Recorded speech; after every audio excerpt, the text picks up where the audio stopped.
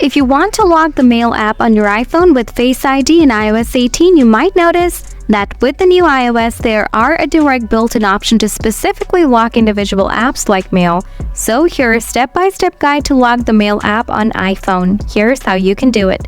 Before you do anything, make sure that your iPhone is running iOS 18 or later. After that, follow the process.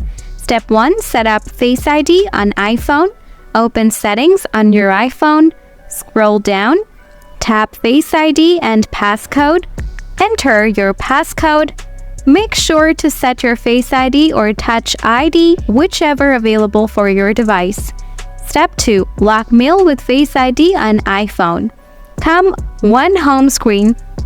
Find out Mail apps. Tap and hold the Mail app on iPhone. Tap Require Face ID. Tap Require Face ID again. This time, this will scan your face and will lock your Mail app with Face ID. Now, your Mail app is locked. This is how you can lock your Mail app on your iPhone with iOS 18 or later. Now, still, if you have anything to ask, let me know in the comment section. Thanks for watching.